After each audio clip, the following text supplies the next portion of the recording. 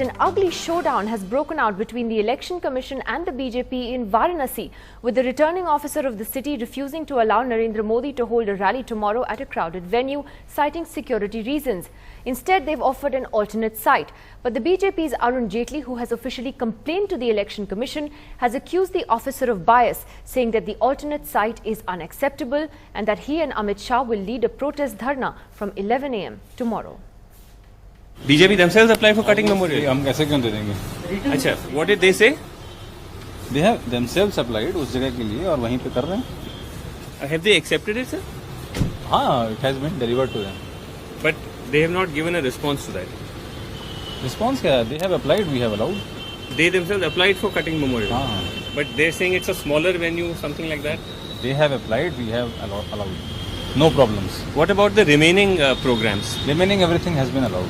All of it has been allowed, including the Ganga आरती बिहार थोड़ा सा schedule change करा रहे हैं. Okay. Otherwise उसमें कोई प्रॉब्लम नहीं है. He's an officer who should be sacked immediately, and I regret to say, and I'm repeating it, the Election Commission is failing in its duty. Are you also escalating the crisis? Are you hoping to gain political leverage by escalating the crisis? We are not escalating the crisis. We are going by the letter of the law. Commission is tracking the matter and will do everything under law and its mandate to conduct free, fair and peaceful polls. Commission does not accept insinuations of inaction or bias in this regard. So there you have it, the Election Commission responding to that just a few minutes ago. Well, while that battle was playing out in Varanasi, on one hand, 67 seats polled today in the second last phase of polling, including the high-profile battle at Amethi. Rahul Gandhi, faced with perhaps his toughest election till date, went from booth to booth personally. The three candidates of Amethi, Rahul Gandhi, Smriti Irani and Kumar Vishwas, all also complained to the Election Commission at some point or the other about something or the other. A day of complaints in Amethi, with each candidate accusing another of violating the Election Commission's Model Code of Conduct. Rahul Gandhi, fighting a personal battle in this 2014 election war, was attacked by the Aam Aadmi Party for walking around polling booths in his constituency and moving around in a large motorcade. They also claimed booths were captured. Rahul Gandhi अगर इस rigging को monitor करने आए हैं तो वे जान लें कि वो 1000, 2000, 5000 वोट कम करा सकते हैं, लेकिन वो लाखों से तो हारेंगे इस बार. राहुल गांधी सारे उम्मीदवार को बूथ के अंदर जाने का हक है यार. Rahul Gandhi himself complained about the lotus drawn on this blackboard outside a polling station in Tiloi. आपने जो देखा अभी प्रचार की जिस तरह से सामग्री बूथ के अंदर लगाई गई थी, उस पे आपको ऑब्जेक्शन है? हमने क्या कंप्लेंट कर दिया है जी. वो पोलिंग बूथ से बात करने वाले विषय है, बीजेपी से नहीं. And the BJP Smriti Irani complained about the presence of Priyanka Gandhi's political secretary in Amethi. वो किस अधिकार से पोलिंग बूथ के अंदर घूम रही हैं? While the Election Commission's officials dismissed AAP's claim about rigging and said there was nothing illegal about a candidate moving around in his constituency, they ordered Priyanka's secretary Preeti Sahai off Amethi premises. The controversy continued to rage on over the social media. As 15 constituencies in UP and 7 in Bihar voted today, it is clear that this phase and the last on the 12th will be make or break for parties' tally at the centre, especially the NDA, which will have to achieve a dramatic improvement over its 2009 tally in these constituencies to reach their target of 300 seats. In fact, possibly the only way it can achieve that figure is if it can break caste and religious loyalties in these constituencies, which together hold the key to a fifth of Lok Sabha's strength. Perhaps the true test of whether or not the Modi wave is real. But one thing is quite obvious in today's high-intensity polling day, with allegations and counter-allegations flying thick and fast. The sitting MP of Amethi, Rahul Gandhi, experienced opposition firsthand in a place where he least expected it. With camera person Ramesh Verma and Umashankar Singh in Amethi, this is Anand Zanane for NDTV. So lots to talk about tonight, from that confrontation between the BJP and the EC in Varanasi to Rahul Gandhi's tough challenge in Amethi, and indeed what these last two phases of polling are going to mean in particular for the BJP's fortunes. Let me first, on the question of Varanasi, take this issue to Pinky Anand, the national spokesperson of the BJP, who joins us here. Very strong words from Arun Jaitley. Pinky Anand saying also in a separate interview to us that this is no longer a free and fair election, that the EC's authority has collapsed after inaction against their delinquent returning officer. Now the Election Commission, as we were discussing only 24 hours ago on this show, seems to have become the target of attack. Is Mr. Jaitley raising the pitch just a little too high? Why is the question of raising the pitch? We have not decided this pitch. This pitch has been decided by the election officer, who arbitrarily and in a discriminatory fashion refuses permission for a rally in Varanasi at this peak time of elections, when he's allowed similar rallies for other people in the constituency. Similarly, the Aarti at the Ganga has also been refused. Now at some stage I hear that maybe some kind of provision is being made. But again, when Aarti was allowed to others, why not to Modi ji? When rallies have been asked for, why should he be denied on some kind of wishy-washy grounds? The question is not of the BJP raising an issue. Why is the Election Commission and the concerned officer at this stage decided to act in such a fashion which shows partisan? It smacks of partisanship throughout. No, but the point is there is a way then in which to protest against that. There's no way accusing the EC's authority of having collapsed and the officer of being delinquent, does that in a way suit the BJP as well to raise the pitch on this, as Srinivasan was asking? No, again I repeat, there's no question of raising the pitch. I mean, Varanasi happens to be extremely significant in the current situation as far as the elections are concerned. The elections are just on the last stage of being completed. When you find such high-handedness being taken up by the concerned officer and the Election Commission sitting back on it, there is no question of raising a pitch. This is something which should be condemned outright. You cannot have at this stage, at this juncture, just because you don't want Modi ji to ride the wave which he is riding already, to try to impose these kind of hurdles and obstacles in his performance. No, but then you're assigning a political motive to the EC.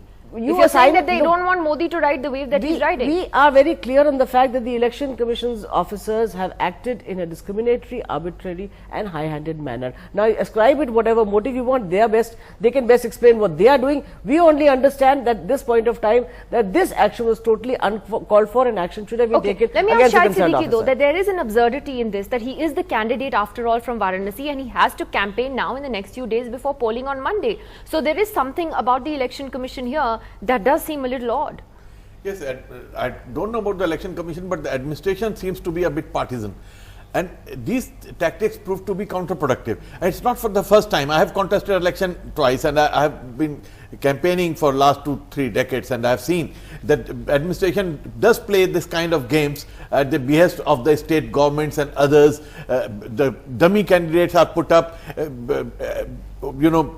places are booked in the name of dummy candidates and denied to the genuine candidates. These things do happen, but people now see through these things. And now with the social media, with the electronic media and other media, all this is entering every home. So you can't deny Narendra Modi is there in every house today. So you can't deny him his presence in Varanasi just by denying him a few, So are you saying the state government is behind this? Is the state government pressure? State government always does this. This has been my experience. Whichever government is in power, they pressurize the administration in spite of the fact that the administration is working under the Election Commission. But ultimately, after a week or two, they will be under the state government, and state government therefore has a pull on them. Because that insinuation is made directly at your government in UP. Is that taking it too far?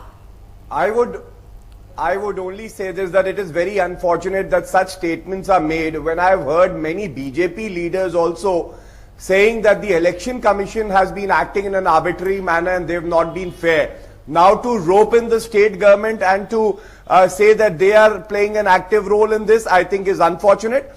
And let me say this also, that whatever I've gathered from the television debates is this, that there are some security inputs as well. Now, in the past also we heard that Mr. Narendra Modi has been, a target of these outfits. Now, whether it is true or not is not something Gaurav, is I it something want to so debate convenient? on. This is what an excuse, Nidhi. I don't understand where the sudden security. After what happened in Pakistan, something had happened in Varanasi. Nidhi, the point is not after what happened in Patna. The question is, after Patna, now suddenly Varanasi wakes up. Let me complete my point, Pinky ji. No, but this is a very convenient point. I didn't interrupt when you spoke. Yeah, sure. Yeah. Convenience is the order of the day. When the Election Commission of India reconsiders its decision when Mr. Amit Shah approached the Election Commission of India, it suddenly becomes fair. When they do not give permission, then the returning officer is acting in an arbitrary manner. And I would also say that I heard Mr. Jaitley speak and say that he has written to the Election Commission of India. They should await the decision of Election Commission of India rather than having this protest, which is nothing but a political stunt. Gaurav, why is the rally was scheduled for tomorrow? Patience. Please understand one thing. What are you talking about? You're saying decision of election commission for what? You have an arbitrary action. The rally is scheduled for tomorrow. Permission is being denied. So then, Mr. Jaitley wrote to the Election Commission of India. He should have waited to hear from the Election Commission of India to come forth in these circumstances. Pinky Anand ji, I think interruptions are never welcome. No. Interruptions are never welcome, but I think there is this frustration that you want to barge in every. I just want to make my points if I'm allowed, and Pinky ji, I think is in a rush to just interrupt me. Go ahead. I didn't, but you interrupted, so out of respect, I was hearing you. Then I heard Mr. Narendra Modi also say that an FIR was registered against him, and the Election Commission of India would have to face the consequences. Here I would just say, we did not agree with the Election Commission of India's order banning Mr. Azam Khan from campaigning, but we still abided by that order. We didn't threaten the Election Commission of India. No, but Azam Khan has been saying many unkind things about the Election Commission as well. You may not have. For Azam Khan. No, but Pinky Anand, one second. He has been still. Why are you organizing rallies against Election Commission? Arun Jaitley has just written again for the 4th time to the EC saying that there's no need to in fact process this permission at all because it's too late for the BJP to advertise this. Now, he has announced that there's going to be a protest dharna led by him and Amit Shah starting at 11 a.m. tomorrow. Mr. Modi will come in a chopper and land at the BHU campus and then take a kind of a roadshow to the party headquarters. So has this become a political stunt now? Does that suit the BJP more to have Mr. Modi do that kind of a roadshow? What suits us? We wanted a rally. We had asked for permission. We were denied that permission, which was totally arbitrary and unfair. In these circumstances, it is our right to protest. At least this much we can do, because saying either, as Mr. Bhatia very conveniently says, await the decision of the Election Commission, or that the Election Commission very suddenly wakes up overnight and says, we'll give you permission for another place which doesn't have sufficient crowd gathering capacity. So the whole exercise is today to make Mr. Modi's entire ventures redundant in Varanasi, which cannot be. So there's no question of we wanting or we preferring. We have been asked. We have put into the situation because of what Gaurav allowed. We have taken this position because we have been denied something unfairly by the authorities. That's as fair as it can be. Okay, so then let me bring Sanjay Jha has been holding his hand up. Sanjay Jha, I know that the Congress will have what its take will be on this, but you know, isn't it just a little unfair though? Would you concede that the man who is contesting from Varanasi is not allowed to have a rally there? There's something wrong with that as well. You know, Nidhi, when I heard the BJP spokesperson talk about being high-handed, you know, I was reminded of what Narendra Modi, their BJP Prime Minister candidate, said the other day. He actually dared the Election Commission to file an FIR against him. Sanjay, talk about this that's situation. Provocative. That's high-handed. That's, you know, Pinky, I don't know why do you keep interrupting every speaker. I won't take too long. Now, you know, that, Nidhi, in my opinion, is anti-democratic, and that's challenging one of the most respected, you know, constitutional institutions of India. So, you know, it's laughable. The truth is that if you look at BJP today, this is a perfect manifestation of the so-called Modi wave standing punctured. If Mr. Modi was really so confident that there's a leher, why would he be so paranoid about shifting his you know, venue to another alternative venue where anyway he gets all the media publicity that he requires and carry on with it? Because the Election Commission to be blamed like this by so many panelists, I think is absurd, is preposterous. Because end of day, there are two instances that I'm going to bring to your notice. Mr. Modi himself now is no longer the other, you know, members of his coterie. Mr. Modi himself is now playing both communal and caste politics as a last-ditch effort to resurrect what is clearly now a campaign that's going downhill for them. That is the truth. The message from Bihar is loud and clear. In UP, they are facing a similar hate. They would have had a crowd of 1 lakh people. Isn't that right, Jai Narayan Vyas? That your argument was that you would have had a crowd of 1 lakh people, and that other venue, the alternate venue that the EC offered was just 2,000. But in the end, the fact that this permission has been denied and that the story has blown up in the way that it has, it actually suits the BJP. This is good for you.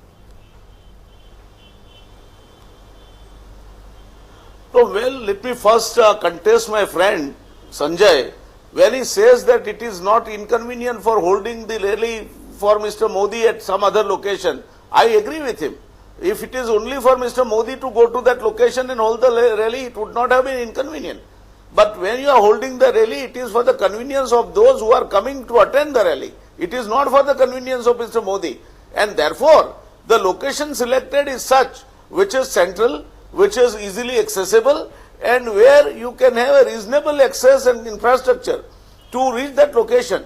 It is not true that you can take the rally to any far-fetched location and say we have given the location and therefore Mr. Modi should be happy about it and he can hold the rally there. I mean, that way you can hold the rally anywhere in India if it is so required. That's not the issue. The issue is, in the first instance, you said to have booked the ground in some fictitious name. There is no receipt that has been issued. And then, when it comes to the actual deciding about it, it is not uncommon, Sanjay, that the local administration, which shall have to work from 16th onwards under the mercy and the supervision of the local political masters, they are bound to buckle down under this pressure. And I think that is the buckling down, and where what we would have loved to see is that the election commission steps in and question what Mr. Jai Narayan Vyas is saying. Mr. Vyas, Gaurav Bhatia wants to comment on that before I come to Pawan Verma. For this kind of a Gaurav Bhatia, there's an important point he raises, which is, and this is true, that at least according to the BJP, that first they were told that the ground or the venue is not available to them because it has been booked by someone else. Later, security was cited as the reason that it's not being given. So which is it? They're saying, the BJP's claim is also that the positions taken by the returning officer are, contradictory. Mr. Jai Narayan Vyas is the second person who's casting aspersions on the state government. Let me say this, that during elections, the returning officers have full autonomy. They work under the control and superintendence of the Election Commission of India under the Constitution. And for them to even cast such aspersions without any evidence and to say the state government is involved when there are many leaders in the BJP that are not saying the same thing, I think is a contradiction in itself. And secondly, I would also like to say that please understand, Mr. Narendra Modi and Mr. Amit Shah had so many big rallies all over the state. The permissions were given by this very administration of the state government. At that time, nobody saw the fairness of the state government or the Election Commission of India. But today, if the returning officer decided in his wisdom not to give permission, then they cry foul. So this is unfortunate that they do not have the, courage to accept the decisions of a returning officer who's under the control of Election Commission of India and not the state government. No, so Pawan Verma, has this now turned around to be something that is of advantage to the BJP? Because tomorrow, Mr. Modi will now come out, he'll get out of that chopper. I can see the TV camera zooming in already. There will be that road show. There will probably be very, very large crowds. This works to his advantage. No, it could work to the BJP's advantage. And in fact, the question I want to ask was, why such permissions or their approvals were being done almost on the brink at the last minute. This being said, Nidhi, the elections in India are the world's largest organized human exercise. And the Election Commission is a duly constituted constitutional authority which conducts these elections in very trying circumstances, in highly contested situations. It deserves our respect. And I think the last thing that should happen in any such situation, I'm not going into the merits of the case. The last thing that should happen in this case is to attribute mala fide motivation to the Election Commission. I think that is something we should all collectively agree in the political class to avoid. Secondly, I don't think any political party should have an attitude whereby when the election commission agrees with you, it is fair, and when it opposes you, you go completely to the other extreme and begin to question its bona fides. This being said, I must confess, Nidhi, I think the election commission, in trying circumstances given, it must react in time, because politics is a dynamic process. There is a time schedule and a deadline, and people have to respond. So I do not know the exact merits of the case. We have not heard the returning officer's point of view. The election commission, to the best of my knowledge, has not elaborated on the reasons for not providing whatever has been the responding to the complaint. But let us admit, and I can say in Bihar also, we've had some issues with the election commission. But they must be resolved in the framework of a civilized debate. Okay, and that's an important point, but I'll take to Shahid Siddiqui, that what has happened in this election, which we were talking about just last night. No, one second, Gaurav, one second, is that the EC has become the target in this, and I think there are many things that we need to complain about. The fact that, you had issues with voter lists, that, you have had lots of complaints that have come from various states, even in every phase, even today. But attributing motives to the EC, Mamata Banerjee did it. But Mr. Modi was daring the EC to act against him the other day. Now you have this confrontation today. Left is complaining, Congress is complaining in West Bengal, all parties are complaining in West Bengal. I believe that we should show utmost respect to the election commission and should not attribute motives at the drop of a hat. But what I find, problematic now is this long drawn election, which should not be there, number one, and the communication of the election commission is not good this time.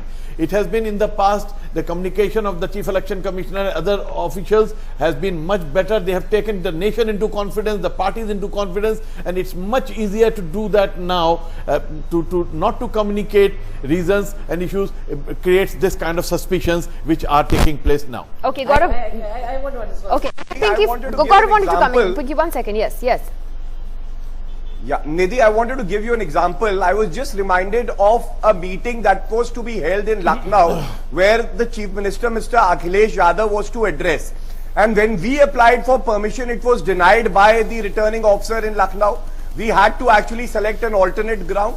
And we didn't cry foul. And it is a very good example to show that even in case of the Samajwadi Party, there have been times when we have been refused permission by the returning officer and the district magistrate. So you have to learn to accept such decisions and respect those. And if you are not in agreement with the decision, then you have to avail of the remedy available to you in court of law and not cry foul and have these so-called protests just for political mileage. Well, Azam Khan's been doing the same thing from your party, which is my point, that, after everything else, he keeps on hurling a new adjective at the EC almost every other day. Pinky. He has not been addressing any public meetings. Mr. Verma, whether it's Gaurav, is this entire line of argument to say the election commission is a constitutional authority? We all admit it is. To say that the election commission should be held in highest respect, we all admit it should. But the question is, when any authority under the constitution, and this includes whether it is a court, whether it's a parliament, whether it's the legislature, whether it's the election commission, when it acts unfairly or in a discriminatory fashion or something which is outside justice, as is evident in the present case, then we have a right to challenge it. That is a constitutional right of every citizen in this country, not only a political party. But having said that, the second part of it to say, what should one do in these circumstances? According to Mr. Gaurav Bhatia, we should approach the court and wait for the entire culmination and the 12th to come through and then the 16th to come through in the counting, and then to take any action. Let me focus on the wider politics. No, you can approach the Election Commission of India. You can then approach the court also, showing the urgency. You can file my point is, we are on Wednesday today. Why are tempers so frayed? 12th, why? Not just in the TV studio. 12th is the last day. No, but is it because, Pawan Verma, is it because these two phases, today's phase and the next one, are perhaps the most crucial when it comes to the BJP's fortunes? Is that why tempers are so frayed? And we're seeing this kind of reaction from the BJP today. This Purvanchal belt is going to hold the key, isn't it? To whom is the question? Who have you asked this question? That's to Pawan Verma first. No, without a doubt, Nidhi, this particular phase where the bulk of the seats of UP will come into play, and certainly some in Bihar, is a very critical segment for the BJP. But I don't believe necessarily that here again we should not necessarily attribute motivation. There is a straightforward contested situation and a localized manner. The BJP has an issue with the Election Commission. The Election Commission has to respond, and this debate has to go on in a civilized framework. What I am against is that if you have a decision which is not congruent to you, you begin to attribute malafide intention. That I believe is not fair, because otherwise there will be mayhem in the election process. And that's been happening from the beginning. But Gaurav Bhatia, do you sense nervousness in the BJP? Is that what you think it is in the last two phases? Nidhi, it is clearly nervousness, not just about today's denial of permission and this protest for tomorrow, but otherwise, see, they have completely abandoned the main pole plank of development now. They are making casteist remarks, they are making communal remarks. Mr. Amit Shah goes to Azamgarh, calls it a den of terror. Mr. Narendra Modi is making a casteist remark. He now is reminded that he belongs to the backward community. I think somewhere they know that the development plank, which was nothing but a facade, does not work. And now they want to have more votes through all these other issues. Has any leader, barring the BJP, Mr. Narendra Modi, used a backdrop of a stage which has an image of a lord? I don't think any other party has done it. It is only the BJP. And therefore, I think there is a lot of nervousness in the BJP camp. Shahid Siddiqui, is that an apt, even though he's speaking from the SP's point of view, is that an apt description of how the BJP is feeling about these two phases? Here I'll agree with Gaurav. BJP, not only for BJP, for Narendra Modi, these two last phases are the most crucial. Because if they have to reach that magical number of 200 plus, then Narendra Modi has to show in Eastern UP and now last two phases of Bihar that the sweep and the wave which people have been talking about. If the Modi wave is not working in these two phases, then it's not working, and that's where everything will open up. And what they have been planning, and Mr. Modi says that we don't have plan B. So this plan A flounders, and then the whole issue opens up and it becomes very difficult for them to really move on.